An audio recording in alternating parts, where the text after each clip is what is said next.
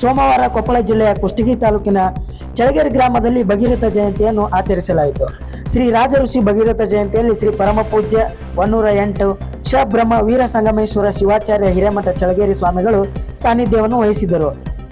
ಸಮಾರಂಭದಲ್ಲಿ ಶ್ರೀ ಕೆ ಮಹೇಶ್ ಮಾಜಿ ಜಿಲ್ಲಾ ಪಂಚಾಯತ್ ಸದಸ್ಯರು, ಶ್ರೀ ಗೋಪಾಲಪ್ಪ ದೇಸಾಯಿ, ಶ್ರೀ ಸೋಮಶೇಖರ್ ವೈಜಾಪುರ ಮಾಜಿ ತಾಲೂಕ್ ಪಂಚಾಯಿತಿ ಅಧ್ಯಕ್ಷರು, ಶ್ರೀ ಶರಣಪ್ಪ ಮಲ್ಕಾಪುರ್ ಮಾಜಿ ತಾಲೂಕ್ ಪಂಚಾಯಿತಿ ಅಧ್ಯಕ್ಷರು, ಶ್ರೀ ಯಲ್ಲಪ್ಪ ಗದ್ದಿ ಜಿಲ್ಲಾ ಉಪ ಸಂಘದ ಅಧ್ಯಕ್ಷರು ಕೊಪ್ಪಳ, ಶ್ರೀ ಸಂಗಪ್ಪ ಬಾವಿಕಟ್ಟಿ ಮಾಜಿ ತಾಲೂಕ್ ಪಂಚಾಯಿತಿ ಸದಸ್ಯರು, ಶ್ರೀ ಚಂದಪ್ಪ ಹೊಟ್ಟಿ, ಶ್ರೀ ಬಸವರಾಜ್ ಬಲ್ಕುಂದಿ ಹಾಗೂ ಚಳಗೇರಿ ಗ್ರಾಮದ ಎಲ್ಲಾ ಸಮಾಜದ ಮುಖಂಡರು ಪಾಲ್ಗೊಂಡಿದ್ದರು.